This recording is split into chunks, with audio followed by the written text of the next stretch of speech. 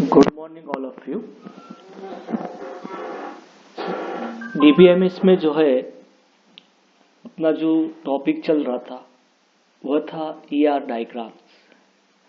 उससे पहले मैंने जो एक सिंपल सा एग्जांपल लेके आपको जो है वह ईआर डायग्राम्स का कंस्ट्रक्शन करने के लिए कौन कौन से स्टेप्स काम में लिए जाते हैं उसके बारे में मैंने आपको बताया था।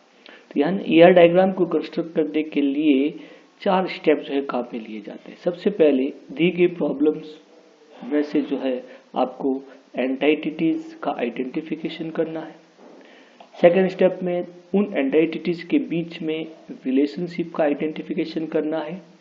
और थर्ड स्टेप्स में इन एंटाइटिटीज के जो है वो एट्रीब्यूट्स को डिफाइन करना है और उन एट्रीब्यूट्स में से एक की एट्रीब्यूट्स यानी वह एट्रीब्यूट जिसमें प्राइमरी की डिफाइन होती है उसको भी आइडेंटिफाई करना होता है।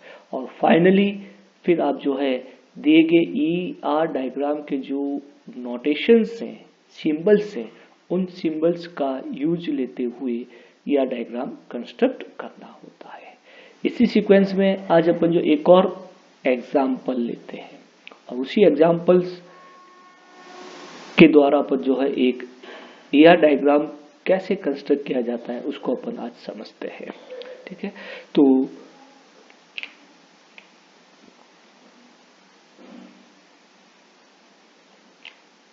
एग्जाम्पल्स 2 आज अपन डिस्कस करते हैं। जो प्रॉब्लम्स है अपने पास वह ये है, in a university a student enrols in a courses. A student must be assigned to at least one or more courses. Each courses is taught by a single professor. To maintain instructions quality, a professor can deliver only one course. तो यहाँ इस problems को आपको ध्यान से पढ़ना है। ठीक है, और उस प्रॉब्लम्स में सबसे पहले आपको जो है एंटाइटिटी का आइडेंटिफिकेशन करना है। क्लियर? क्या आइडेंटिफिकेशन करना है? एंटाइटिटी का आइडेंटिफिकेशन करना है। तो पहला स्टेप्स होगा identification of एंटाइटिटीज।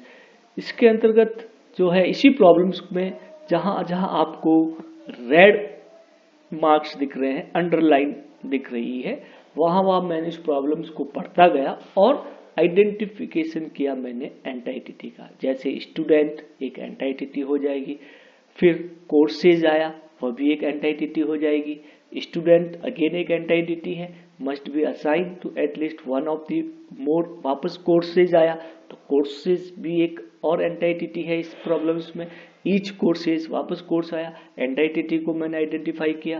Professor one of the another entity, next और प्रोफेसर आया एंड वापस जो है आपके पास कोर्स आया। तो इस तरह से इसमें जो एंटाइटिटी जो आई वहां पर बहुत सारे एंटाइटिटी डुप्लीकेट नाम से, जैसे स्टूडेंट है, स्टूडेंट्स आपके पास 2 बार आ गया, कोर्सेज आपके पास 4 बार आ गया, प्रोफेसर आपके पास 2 बार आ गया। तो वहां आपको डुप्लीकेट एंटाइटिटी नहीं लेनी। तो स्टूडेंट तो एक ही है, ठीक है, उसी स्टूडेंट ने पर्टिकुलर कोर्स में एडमिशन लिया, उसी कोर्स को जो है एक प्रोफेसर पढ़ा रहा है। ठीक है, तो इस तरीके से जो भी एंटाइटिटी जिसका कॉमन बिहेवियर है उसका डुप्लीकेसी नहीं लेंगे, डबल एंटाइटिटी के बीच में नहीं लेंगे। अलग बिहेवियर होता तो अपन एक और एंटाइटिटी को आइडेंटिफाई कर सकते थे। इस तरह से इस प्रॉब्लम्स में अपने पास 3 एंटाइटिटी आ गई। पहली तो होगी आपके पास स्टूडेंट, दूसरी होगी आपके पास कोर्स और तीसरी एंटाइटिटी होगी प्रोफेसर्स। तो इस तरह से अपन एक क्या बनाएंगे, एंटाइटिटी सेट बनाएंगे। वह एंटाइटिटी सेट कौन सा होगा? स्टूडेंट होगा, कोर्स होगा और प्रोफेसर होगा। अब इस एंटाइटिटी सेट को अपन या डायग्राम का सिंबल्स इस तरह से भी रिप्रेजेंटेशन कर सकते हैं अपन। ठीक है, एक रेक्टेंगल बॉक्स में और उसके ऊपर उसका हेडिंग दे सकता है। तो स्टूडेंट का एक बॉक्स हो जाएगा, कोर्स का एक एंटाइटिटी हो जाएगी और प्रोफेसर एक एंटाइटिटी हो जाएगी। क्लियर? नाउ अब नेक्स्ट स्टेप जो है वो है आइडेंटिफिकेशन ऑफ रिलेशनशिप। यानी अपने पास 3 एंटाइटिटी है, एक तो आई स्टूडेंट, एक आई आपके पास कोर्स और एक आई आपके पास प्रोफेसर। तो इन तीनों में जो दी गई प्रॉब्लम्स हैं उस प्रॉब्लम्स को वापस अपन पढ़ेंगे और उस प्रॉब्लम से अपन क्या डिफाइन करेंगे, रिलेशनशिप को डिफाइन करेंगे। तो ये मेरे पास एक प्रॉब्लम्स थी। तो पहले से student enrols in A course, तो देखिए यहाँ स्टूडेंट एनरोल इन ए कोर्स, तो कोर्स और स्टूडेंट के बीच में एक रिलेशनशिप है, एनरोल्स, दैट इज द एनरोल्स, एक क्या होगी, रिलेशनशिप हो गई आपके पास। आई बस एनरोल्स क्या हो गया आपके पास, एक रिलेशनशिप हो गया स्टूडेंट और कोर्स के बीच में। ठीक है, तो student must be assigned at least one और मोर कोर्स, यानी ये कंडीशन दे दी आपके पास कि एक स्टूडेंट जो है एक से ज्यादा कोर्स असाइन हो सकता है। ठीक है, दूसरा बात जो आई कोर्स और प्रोफेसर के बीच में जो रिलेशनशिप है कि एक कोर्स को कौन टीच करता है, सिंगल कोर्स को टीच करेगा प्रोफेसर। और फिर उसके बाद मेंटेन द इंस्ट्रक्शन क्वालिटी, तो professor can deliver only one course. ठीक है, तो इस प्रॉब्लम से मेरे पास प्रोफेसर और कोर्स के बीच में कौन सा रिलेशनशिप आया, डिलीवर। क्लियर, तो एक प्रोफेसर एक ही कोर्स को डिलीवर करेगा, एक स्टूडेंट एक से ज्यादा कोर्स को ले सकता है, दैट्स द कॉन्सेप्ट। तो यहाँ पर अपने पास जो है मुझे इस प्रॉब्लम्स के आधार पर दो तरह की जो है रिलेशनशिप डिफाइन की, स्टूडेंट और कोर्स के बीच में एनरोल्स और प्रोफेसर और कोर्स के बीच में क्या आ गया, डिलीवर आ गया। ठीक है, क्लियर। तो स्टूडेंट और प्रोफेसर के बीच में कोई भी रिलेशनशिप नहीं है, अभी इस प्रॉब्लम्स में नहीं है, जो आपको प्रॉब्लम्स दे रखी है उस प्रॉब्लम्स में नहीं है। तो इसी के आधार पर जो है अपन ने जो है वह दो रिलेशनशिप डिफाइन की कि student is assigned A course और प्रोफेसर डिलीवर्स ए कोर्स। तो अपन जानते हैं कि रिलेशनशिप का सिंबल्स डिफाइन करने के लिए अपन जो है वो डायमंड शेप का बॉक्स लेते हैं। तो स्टूडेंट और कोर्स के बीच में असाइन एक रिलेशनशिप हो गया और उसके बाद कोर्स और प्रोफेसर के बीच में डिलीवर एक रिलेशनशिप हो गया। तो इस तरीके से इन तीन एंटिटी के बीच में मैंने दो रिलेशनशिप डिफाइन कर दिए। आई बात समझ आपको। नेक्स्ट उसके बाद अपने पास आता है आइडेंटिफिकेशन ऑफ कार्डिनलिटी, यानी जो रिलेशनशिप होगा वो 1 to 1 होगा या 1 to many होगा या many to many होगा। तो यहाँ पर देखिए उस प्रॉब्लम की जो स्टेटमेंट था वो स्टेटमेंट था क्या कि एक student can assign A multiple course, ये वैल्यू आपके प्रॉब्लम्स में दे रखी है, और एक professor can deliver only one course. तो स्टूडेंट्स और कोर्स के बीच में तो एक मल्टीपल 1 to many रिलेशनशिप हो सकता है या many to many रिलेशनशिप को डिफाइन कर सकते हैं, जबकि प्रोफेसर और कोर्स के बीच में कैसा रिलेशनशिप आ गया, 1 to 1 रिलेशनशिप आ गया आपके पास। क्लियर। तो इस तरीके से मेरे पास जो है इस प्रॉब्लम्स में इनके बीच में जो रिलेशनशिप आएगा, पहले स्टूडेंट और कोर्स के बीच में कि student many to many relationship आएगा, यानी many student take many courses हो सकता है। आई बात समझ आपको। तो ये प्रॉब्लम्स के अकॉर्डिंग मैंने डिफाइन कर दिया मैनी टू मैनी रिलेशनशिप। फिर कोर्स और प्रोफेसर के बीच में पहले से डिक्लेयर है कि 1 to many 1 to 1 रिलेशनशिप है, तो 1 to 1 रिलेशनशिप को अपन इस तरह से डिफाइन कर सकते हैं। क्लियर। तो थर्ड स्टेप जो है अपने जो है वो क्या डिफाइन कर दिया मैंने, कार्डिनलिटी, यानी 1 to 1 है या 1 to many है। तो जहां पर 1 to 1 है या 1 to many रिलेशनशिप होगा तो उसका डायग्रामेटिकली अपन इस तरीके से डिफाइन करेंगे। अब फोर्थ स्टेप आता है आइडेंटिफिकेशन ऑफ एट्रीब्यूट्स, यानी जो भी आपके पास एंटिटी है उन एंटिटी का अपना एक एट्रीब्यूट्स डिफाइन किया जाएगा। तो जैसे मेरे पास जो है पहली एंटिटी कौन सी है, स्टूडेंट है, तो स्टूडेंट के एक कंस्टेंट भी स्टूडेंट्स आईडी यूनिक आइडेंटिफिकेशन तो करना पड़ेगा ना। तो स्टूडेंट बहुत सारे नाम के कॉमन नेम के हो सकते हैं, तो किसी भी एंटिटी के ऑब्जेक्ट का यूनिक आइडेंटिफिकेशन करना है तो उसमें मैंने एक ऐसा एट्रीब्यूट दे दिया जो यूनिकली आइडेंटिफिकेशन करता है उस एंटिटीज की वैल्यू का। तो उसके लिए मैंने एक प्राइमरी की के रूप में एक स्टूडेंट आईडी डिफाइन कर दिया। तो एक स्टूडेंट्स आईडी कैसा एट्रीब्यूट्स हो गया, स्टूडेंट्स आईडी यह आपका एक प्राइम एट्रीब्यूट्स हो गया या की एट्रीब्यूट्स हो गया। उसके अलावा और भी हो सकता है स्टूडेंट नेम है, स्टूडेंट डेट ऑफ बर्थ है, स्टूडेंट एड्रेस है।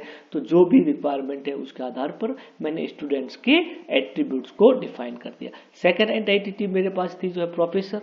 तो प्रोफेसर एक एम्प्लॉय होता है, तो उसका एक एम्प्लॉय आईडी मैंने दे दिया, प्रोफेसर नेम दे दिया, प्रोफेसर का कौन सी कोर्स को वो टीच करता है, प्रोफेसर का क्वालिफिकेशन क्या है, ये सारे एट्रीब्यूट जो है मैंने यहाँ पर दे दी।